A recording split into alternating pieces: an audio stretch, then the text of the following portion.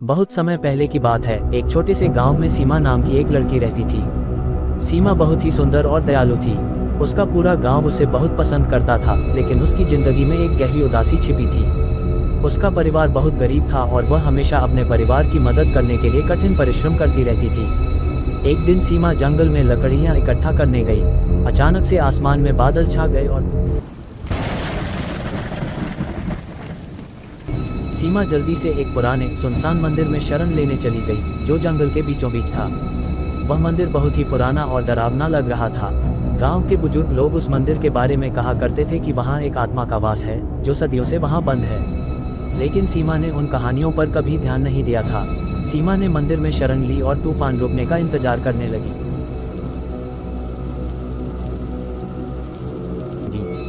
कुछ ही देर बाद उसे महसूस हुआ कि मंदिर के अंदर एक अजीब सी ठंडक है।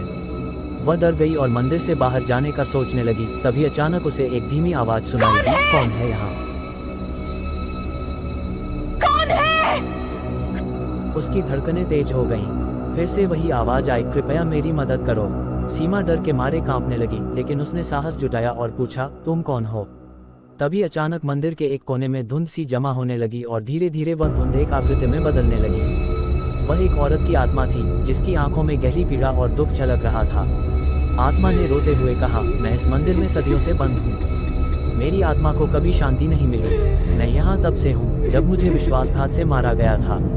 मेरी मौत के बाद मैं यहाँ कैद हो गई। सीमा ने डरते हुए पूछा, मैं तुम्हारी कैसे मदद कर सकती हूँ? आत्मा ने कहा, मुझे मुक्ति चाहिए, लेकिन इसके लिए तुम्हें मेरा अंतिम संस्कार विधिपूर्वक करना होगा।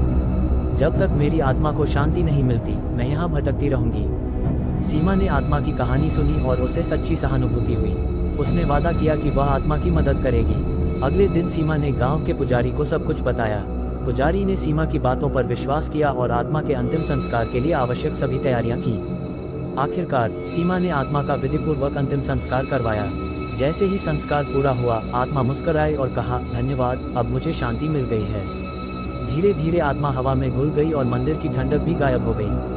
उस दिन के बाद से सीमा के जीवन में भी सुख शांति आ गई। उसने अपनी दयालुता और साहस से न केवल एक आत्मा को मुक्ति दिलाई, बल्कि अपने गांव में भी एक मिसाल कायम की कि सच्चे दिल से की गई मदद हमेशा फलदायक होती है।